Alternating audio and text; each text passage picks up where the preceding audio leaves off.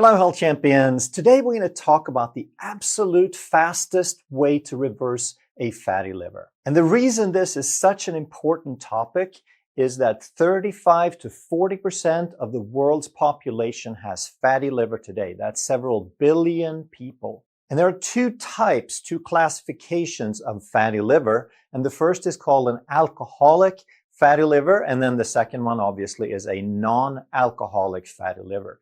And it used to be that alcohol was basically the only reason someone had a fatty liver. So fatty liver was simply an alcoholic fatty liver.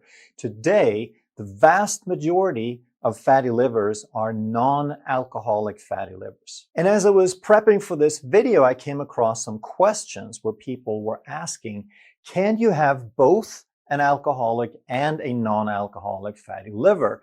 And online they said that the answer was yes, but we need to understand that a fatty liver is just a fatty liver, and you can't have two kinds, but you can have two causes. And of course, those causes would be sugar and alcohol. And some people are going to have the primary cause be alcohol, and some people are going to have the primary cause be sugar, and some are going to have both. But in the end, all you have is a fatty liver. And one of the fastest ways to reverse a fatty liver would be fasting. And if you do an extended fast, let's say for a few months, then that would probably take care of that fatty liver.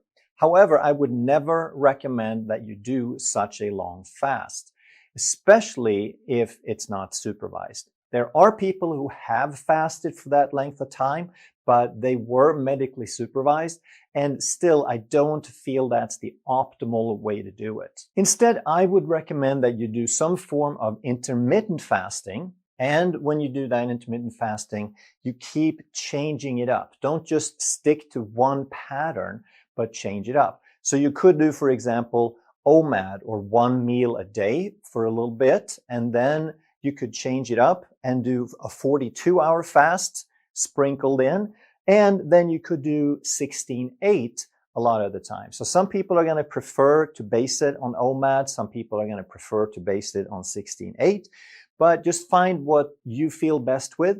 But even so, change it up a bit, because that way you keep your body on your toes. It keeps adapting, which is always a good thing. And when we talk about fatty liver, we need to understand that there are different degrees of severity. That we can talk about fat in the liver, where we have some degree of fatty infiltration, but you could also reach a more severe state where you have inflammation, and eventually where you might have some actual tissue damage and some reduced functionality of the functional tissue in the liver. So in grade 1, which is what most people have, then you have some mild to moderate infiltration of fat in the liver, but you don't have inflammation and you don't have damage. So the fat in itself early on is not damaging, it's just there. It's just starting to infiltrate the liver. And therefore, if you run some blood work and you get some liver enzymes such as ALT, AST, and GGT, which are the classically considered the liver enzymes, you probably would not see a change in those unless you had some damage or inflammation. But in grade 2, now you have a little bit more of a fatty infiltration. You also are probably going to have some inflammation and maybe some tissue damage. And here is where you're going to start seeing the liver enzymes go up. And in grade 3 of fatty liver, now you're going to have severe infiltration, you're going to have severe inflammation, and you're going to have probable tissue damage. So if a fatty liver progresses, now it can turn into NASH, which is non-alcoholic steatohepatitis. And the itis at the end means inflammation. So now we definitely have some inflammation, and this is where we're starting to see some tissue damage. And if this progresses, we could get cirrhosis and even cancer. And this is why we want to catch this at an early stage. And we want to understand that it is an incredibly common condition, but it is reversible. And it is very, very much related to insulin resistance and type 2 diabetes. It is almost synonymous with type 2 diabetes. So the next thing you want to do is to stop alcohol. And we're going to go through some of the reasons that most people probably don't think about. So first of all, alcohol turns into fat. When the liver metabolizes the alcohol, the excess energy turns into fat. But in the process of metabolizing alcohol, of breaking down that alcohol and turning it into the fat, which is a less harmful substance than the alcohol, then the body uses up. The liver needs certain nutrients. So the more alcohol we have present, the more of these nutrients, these resources are going to be consumed, and therefore it's going to predispose you to a deficiency. And the liver needs these resources to do its usual work. So the more alcohol and the more sugar that's present, the more of these nutrients are sort of wasted for the wrong thing. And some of the main ones are going to be vitamin B2, B3, vitamin C, and glutathione, which is the body's intracellular antioxidant. It's the primary, most important antioxidant that keeps the body clean and that breaks down free radicals and oxidative stress. But alcohol is also a diuretic. It affects the brain and the pituitary, so it blocks a hormone called antidiuretic hormone. And that's exactly what it sounds like. So normally the body balances fluid levels in the body with antidiuretic hormone. So when the pituitary releases this ADH, then the kidneys reabsorb more fluid and more sodium. But if alcohol turns this off, now the kidneys are going to reabsorb less, which means that you have a diuretic effect. You go to the bathroom more. And anyone who's had a drink or a few knows this to be the fact, that you go to the bathroom a lot more. And one of the biggest reasons people get a hangover is that they're losing so much fluid and so many electrolytes. And this is, of course, why the margaritas are served with salt on the rim. The Mexicans got it just right, because if you're going to lose some salt through the reduction of the ADH, then you might as well compensate ahead of time with some extra salt. Alcohol will also affect how the body regulates things. So it will decrease the absorption of certain nutrients, and it will increase the excretion of certain nutrients. So the net effect will be that we have less of all of the following. The vitamin A, B1, B6, B9, and B12, we're all going to have lower levels due to drinking alcohol. And we're also going to be losing some key minerals like magnesium, zinc, sodium, and potassium. There is one mineral, however, namely iron, that alcohol actually increases the absorption rate of iron. And in some cases that might be good, but for most people, especially if you're insulin resistant, you might tend to have a little bit too much iron anyway. And this could drive a condition called hemochromatosis, which is basically iron overload. And this iron overload can actually mimic insulin resistance and make it much harder to start reversing insulin resistance. Plus, it's very, very harsh on the pancreas and the liver, which are the two organs involved when we're trying to reverse insulin resistance. And finally, alcohol interferes with the nutrient choline, which is incredibly important for the liver and especially for the liver metabolizing fat and reversing fatty liver. Next, you want to stop sugar. And when we're talking about sugar, usually we're referring to table sugar or added white sugar or high fructose corn syrup or one of those things, which is approximately 50% glucose and 50% fructose. If it's high fructose corn syrup, then it's more like 45 to 55. But the reason we want to reduce or stop those is that in sugar, we have two molecules. One is called glucose and the other is called fructose.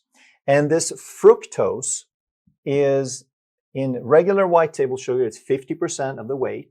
And this is almost as bad as alcohol in terms of breaking down and causing fatty liver, because only the liver can break down this fructose. And this fructose is very, very similar to alcohol in terms of the stress it imposes on the liver and the nutrient depletion. So all the things that we talked about on the previous page about alcohol, everything there applies about the same, not identical, but in the big picture, the effects are approximately the same in how devastating they are. And we really need to understand how devastating this sugar, this fructose, is when it comes to kids, especially because we feed this stuff to kids way, way, way too much. So if you're going to choose between giving your kids vodka or fructose, like, are you going to give them a sugary cereal and orange juice, or are you going to give them a shot of vodka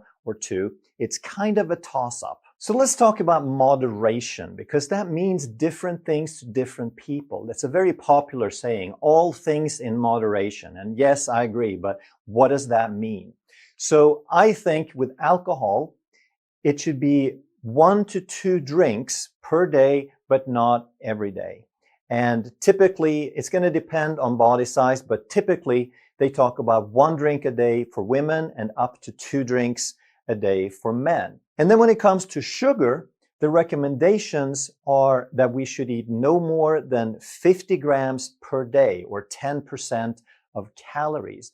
But in reality, most countries today eat more than 100 grams of added sugar per day. And it's not just the United States, and the United States isn't even in the top. There are a lot of countries eating over 100 grams of sugar a day. But in my opinion and my experience, I think moderation when it comes to sugar is somewhere between 10 to 20 grams per day. And that's for someone who is healthy, not someone who's trying to reverse a condition. That's someone who's trying to maintain, and also someone who does not have such strong addictive tendencies that they fall off the wagon, that if they have 10 to 20 grams, then they start sugar binging. But if you're watching this video, chances are that you are trying to reverse a fatty liver disease and or type 2 diabetes. And again, most of the time, these two are synonymous because they coincide most of the time.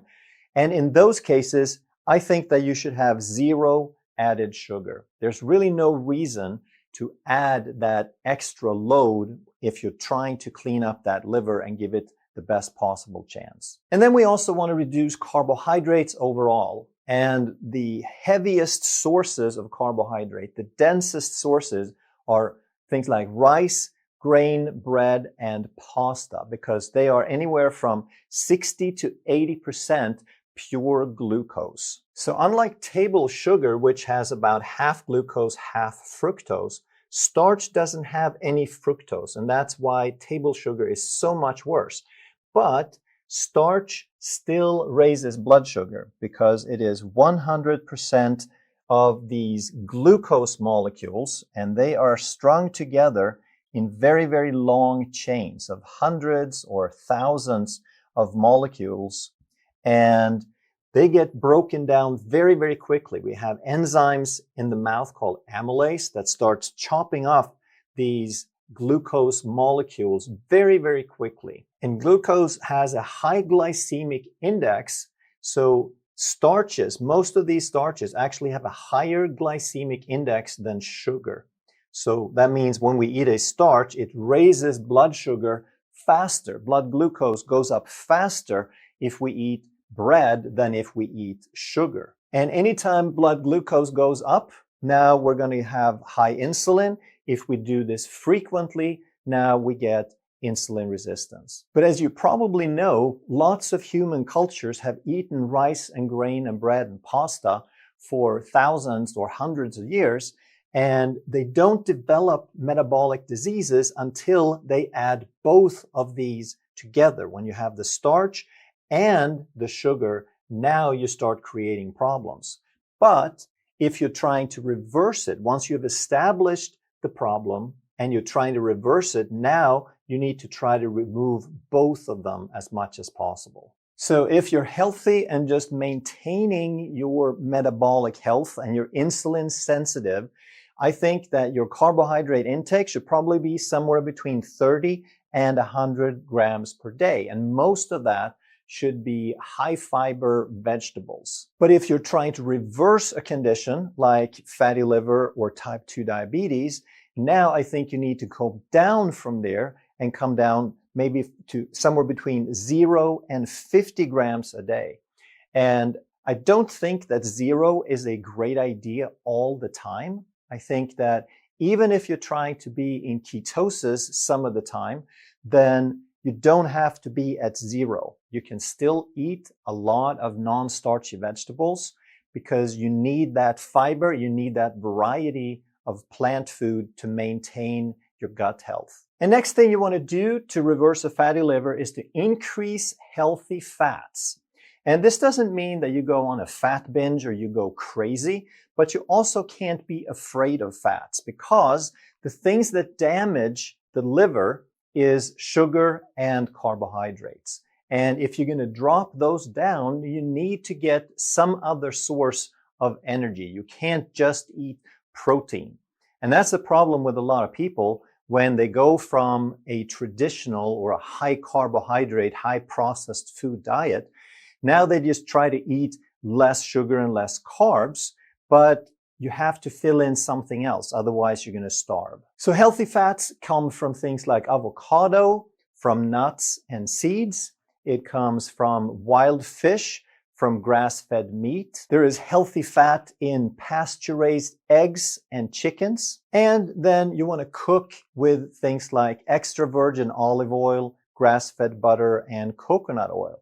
So ideally, if you get the really high quality of wild fish and grass-fed meat, now you don't have to go for the low-fat varieties. It's okay if it has a little fat in it.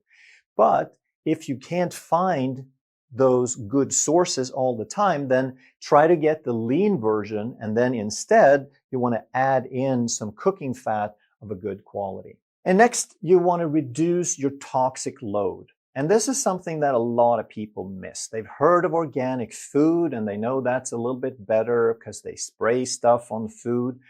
But we really need to understand how much of a burden this is for the body. Because when they test chemicals, they test them one at a time.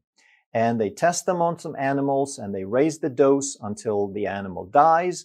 And then they reduce the level and they say maybe 1% of that is safe. And this is how we get chemicals that are generally regarded as safe, or GRAS. But they don't test these chemicals together. And in our environment, we have 3,000 to 5,000 chemicals in our immediate environment, in our air, food, and water every day. So even tiny, tiny, tiny amounts add up because there's so many of them. And this is why it's something that we need to start paying attention to. And one thing that you can do is to eat organic. I don't eat 100% organic, but I eat most things organic. And I have learned sort of which ones really matter. So I would never buy berries or apples or something like that that are not organic because I know they are on the dirty dozen list. And this dirty dozen list changes from time to time. So you want to go and look up what the most sprayed plants are in your area. And whatever food they use the most pesticides and chemicals on, you either buy organic or you don't eat it. You eat something else. Next thing a lot of people miss are things like natural cleaning products. All these things that you spray and you wipe and you put on things, they are actually chemicals that once you get in the body, the liver has to break them down, those toxins. Same thing with personal care, hygiene products, and cosmetics. Try to do the natural as possible. Also use glass and stainless steel for your cooking. Don't store food in plastic. Never heat things in plastic.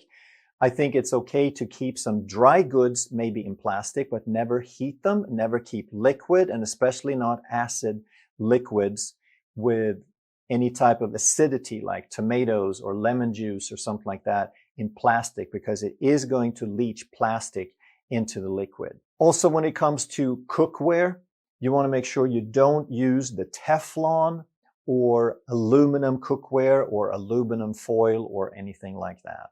And then it's probably a good idea to get a water filter. If you're in a house and you know you're going to be there for a while, it's probably worth investing in a house-wide water filter, because you can't drink the tap water and you don't want to drink water from plastic bottles. So either you buy things in glass bottles, which gets very expensive, or you get some kind of water filter. And you can put one on the tap, that's okay. But again, if you're in a house, it might be worth getting a house-wide system. And to reverse your fatty liver as fast as possible, it's a good idea to exercise, to increase your exercise. But you want to increase the aerobic exercise. And aerobic means with air. That means that you don't exercise so that you get muscle burn or that you have very much huffing and puffing, because then you are not aerobic anymore. So the advantage of aerobic is that you can do it for a long time. And aerobic exercise uses mostly fat, and it is also low stress on the body.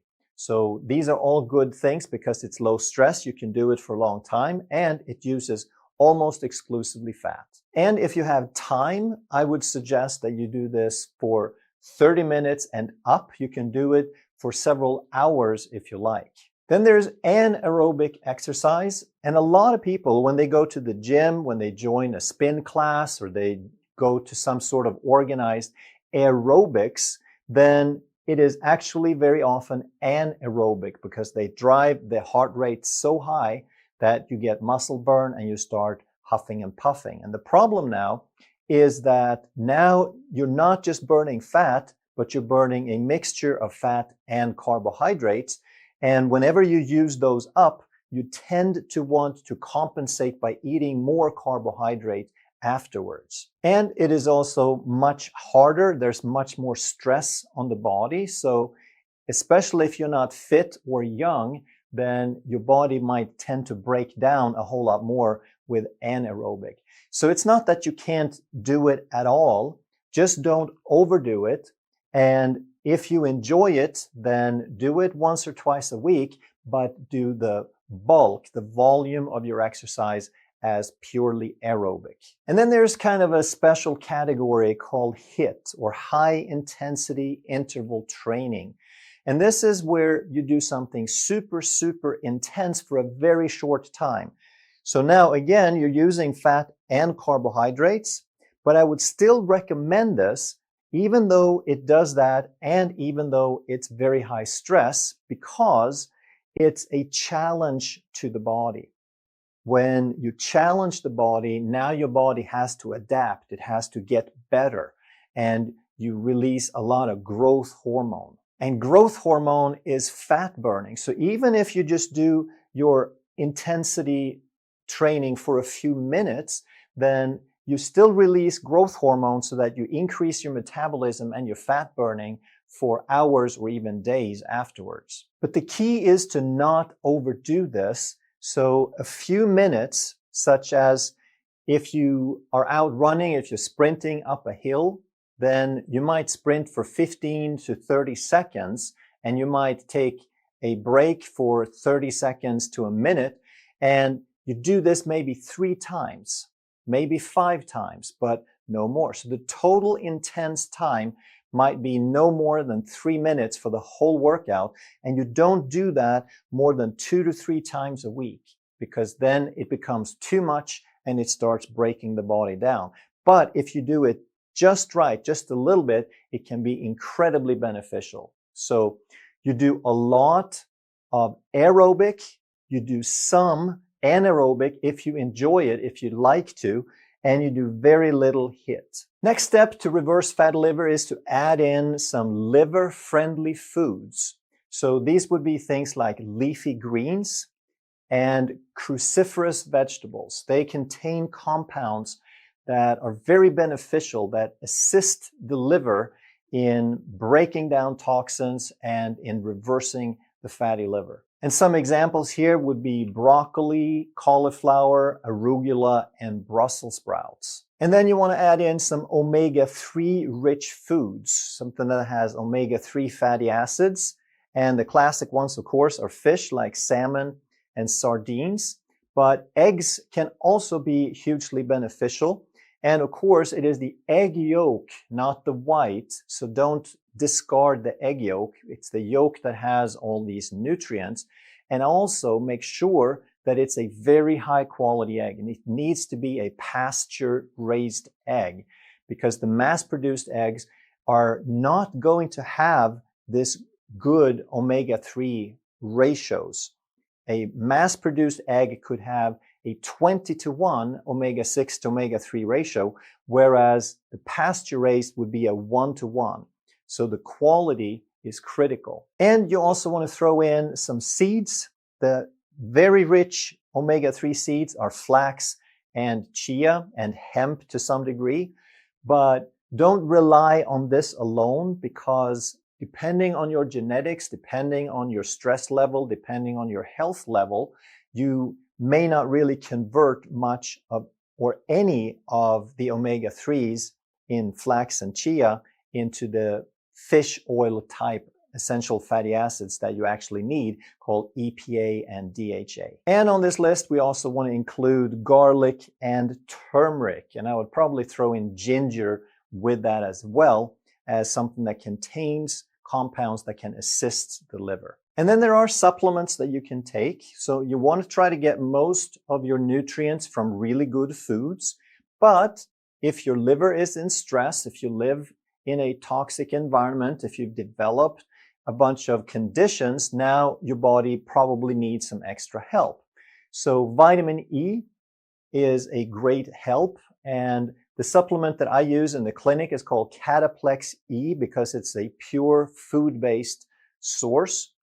I often use fish oil, and there is something called super omega or cod liver oil. So you want to get some kind of fish oil that has high dosages of the EPA and the DHA, because otherwise you might take a dozen capsules and not really get much out of it. And then there are supplements that directly support the liver, and my favorite there is called Livaplex from Standard Process. And they also have a product called choline, which is a vitamin. It's a nutrient that helps the liver. Now, choline you can find in egg yolk, for example, but it might be a good idea to add a little bit extra. And if you want some examples for some good sources, then I'll put some links down below of the ones that I use. So there's a number of things you can do to increase how fast you reverse a fatty liver. But the number one absolute fastest way is to do all of them. Combine everything that we talked about, and don't try to fix it overnight. Don't try to overdo or go crazy with one of them. Just do all of them, because a little bit of progress in many different areas are going to make very quick headway. So you do some intermittent fasting, you stop alcohol and sugar, you increase your exercise, and you do it the way we talked about. You reduce your carbohydrates down to a level that your body can tolerate and that isn't going to slow down the fat burning in your liver. And you increase your healthy fat instead. However much you reduce your carbs, you increase the fats. And then you reduce the toxins and you support your liver with good food and some supplements. And then, of course, you want to lose some weight. That's something that's always thrown in there. Now, there is something called a fatty liver index, which is a formula that is relatively accurate in predicting if you have a fatty liver or not. And the criteria they're looking at, what goes into this formula, is your body mass index, your BMI, your waist circumference, your blood triglyceride levels, and a liver enzyme called GGT. But out of all those, if you start playing with that formula, you will notice that the BMI and the waist circumference are by far the most potent factors. That the triglycerides, they matter some, the GGT matters a little bit, but they don't really change the outcome that much. So all the people that you see walking around with a big belly probably have a fatty liver. Not all of them, because it is possible to be overweight and metabolically healthy, but most of them. So losing weight is important, but everything that we talked about here is the fastest and the safest and the most stable way to lose weight also. So losing the weight would basically just be a side effect or a bonus from doing all these things. If you enjoyed this video, you're going to love that one. And if you truly want to master health by understanding how the body really works, make sure you subscribe, hit that bell, and turn on all the notifications so you never miss a life-saving video.